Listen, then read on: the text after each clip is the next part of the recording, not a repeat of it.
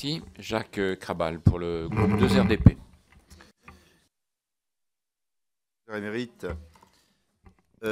Comme c'est énoncé dans l'introduction du rapport que nous avons eu, la question de la réparation du préjudice écologique est à la fois récente, mais aussi de portée considérable et lourde d'incertitudes. L'affaire du naufrage de l'Erika a constitué dans ce domaine une véritable avancée juridique, puisque la Cour d'appel de Paris, dans son arrêt du 30 mars 2010, a clairement reconnu un préjudice écologique résultant d'une atteinte aux actifs environnementaux non marchands, réparables par équivalent monétaire. Dans le même esprit, le Conseil constitutionnel a affirmé dans une décision du 8 avril 2011 un principe général pesant sur tous et sur chacun concernant le devoir de vigilance à l'égard des atteintes à l'environnement. Vouloir inscrire le préjudice écologique dans la loi, voilà ce qui pourrait apparaître comme une bonne chose. Mais toujours est-il de savoir comment le faire. Je ne vous cacherai pas que si l'idée nous apparaît bonne, la méthode nous rend perplexes. En effet, pourquoi vouloir légiférer et créer une nouvelle loi?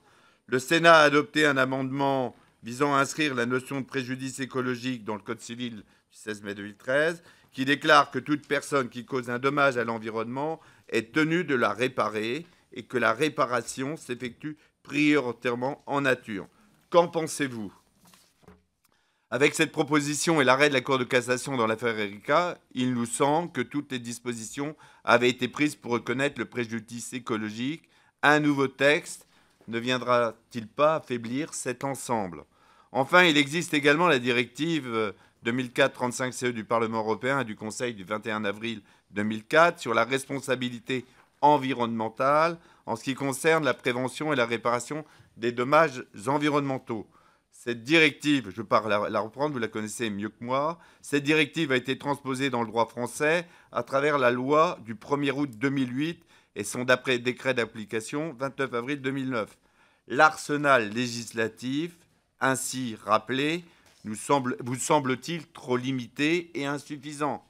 En effet, si l'on se réfère à la lettre de mission qui vous est adressée par Madame la garde des Sceaux et qui exprime le souhait que soit introduit dans notre droit un principe général de responsabilité pour préjudice écologique. En légiférant encore davantage, ne risquerions-nous pas de complexifier encore notre droit de l'environnement?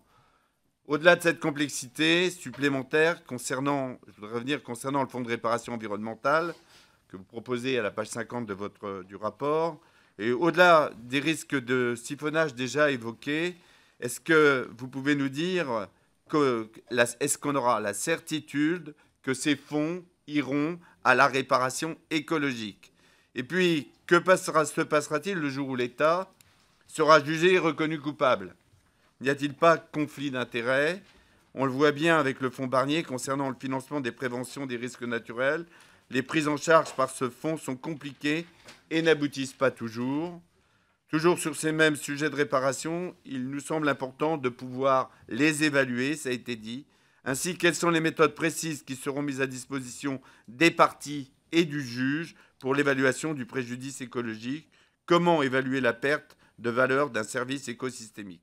Donc voilà, et puis d'une manière un peu plus pragmatique, quelle suite donner à votre rapport, puisqu'on a le souci de l'efficacité? Un rapport, c'est très bien, mais quelle finalité? Merci.